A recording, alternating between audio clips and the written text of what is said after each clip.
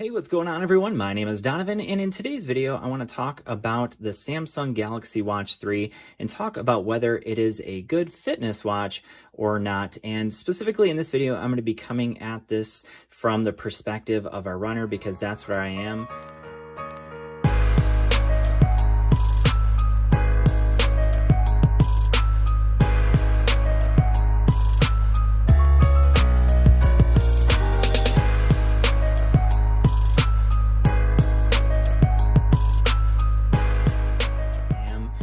But there are, of course, a ton of different types of workouts you can track with this watch.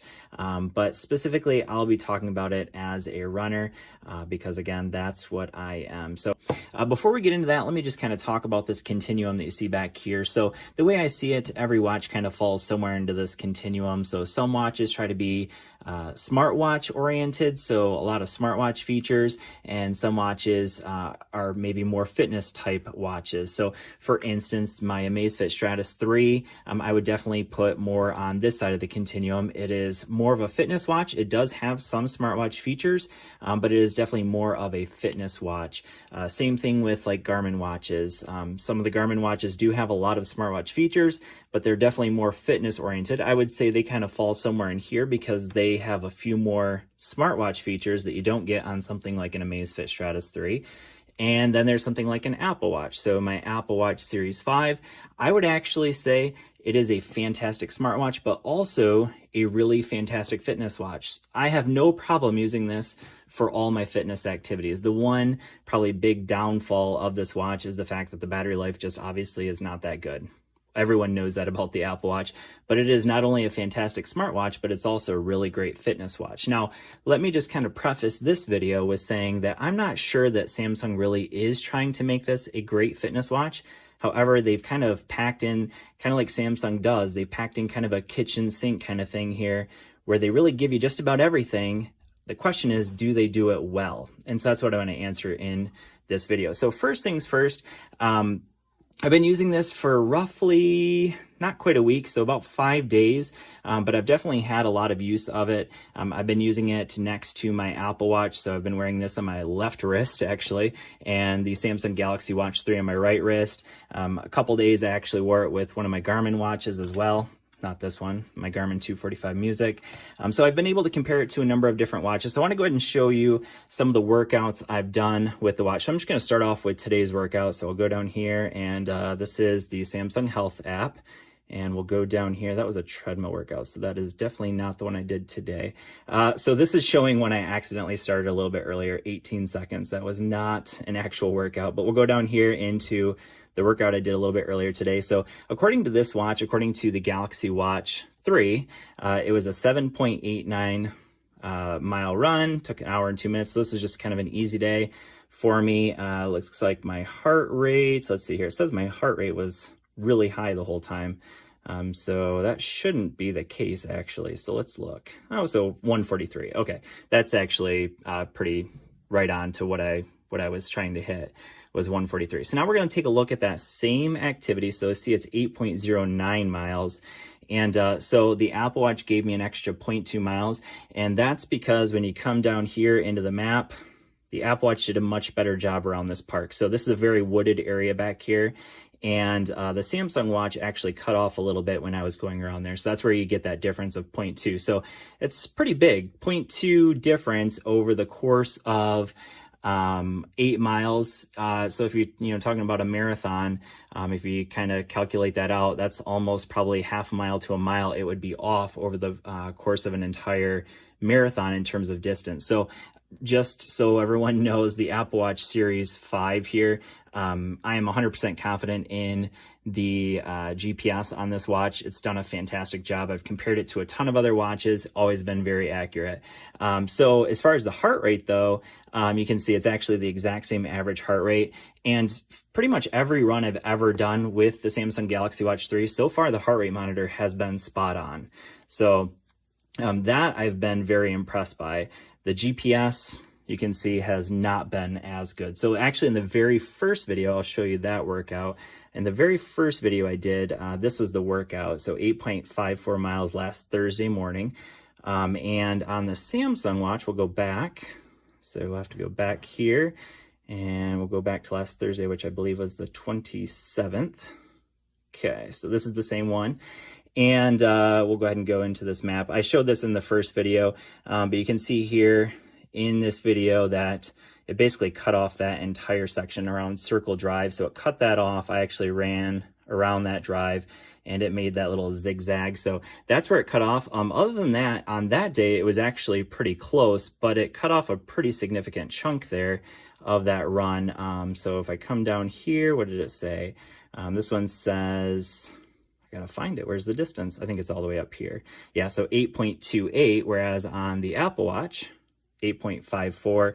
If I zoom in, you can see that it actually measured all the way around that. So actually today I did that I didn't do the exact same route, but I did do that part of the run, and for some reason it didn't have an issue. So if we'll go back over here, and we'll go into today's map again, and here it is. So I believe there it is. So there's that Circle Drive. So you can see it actually looks like I ran through some houses there, but it did actually at least pick it up today when I went through there. So it's been kind of off and on. There are times when it's been spot on with the Apple Watch, but the problem is, you know, I paid almost $450 for this watch.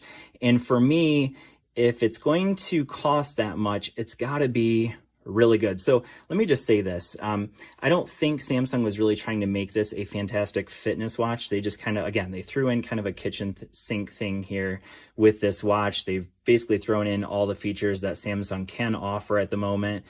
But the problem is, the way I see it, Samsung does a great job with smartwatch features. Now, it's still a little limited when it comes to apps that you can get on the watch.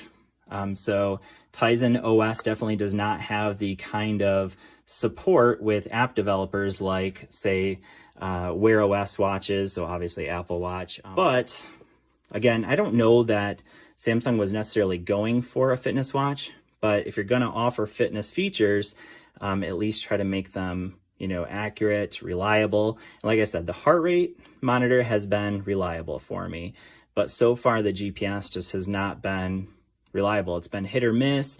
It's not even consistent. Like some days it's really good and it's spot on with the Apple Watch, and then other days it drops off a 0.2 and you don't even know why it dropped off the 0.2. All right, so before I wrap up this video, there is one quick thing I did want to mention, and I also want to show you another example, and probably the best example, where the Samsung Galaxy Watch is maybe missing it in terms of the GPS. So let's go ahead and go into a workout, and I want to just show you, if I can get in there, there we go. And I'm going to go ahead and show you the settings I'm using it on, just so you are aware. And we're going to scroll down to, so I do have, of course, location turned on, because in order to be able to use GPS, you need location turned on. Every run I've been on, I've always used high location accuracy. So that's important. Obviously, if you want the most accurate GPS, you want that on. And that's kind of part of the concern, is that when I do have that on, it's still kind of missing the mark when it comes to the GPS. And then we have auto pause. I turn auto lap off. So the reason I turn that one off, so basically what that's going to show you is that every mile it's going to like vibrate and let you know where you're at. So the reason I have that turned off is because it actually disrupts Spotify. So if you have Spotify playing in the background, it'll actually automatically pause Spotify to give you a update of verbal update through your headphones, or directly through the speaker if you're not using headphones. And then I do have screen always on. So the reason I have screen always on, anyways, enough about that. Showed you the settings. And now I want to show you an example. So this is a workout I did on Saturday. So what I did was 9 miles plus a bunch of hill sprints. So 5 hill sprints. So I want to show you where this one messed up. So it's 9.71 miles according to the Samsung Watch.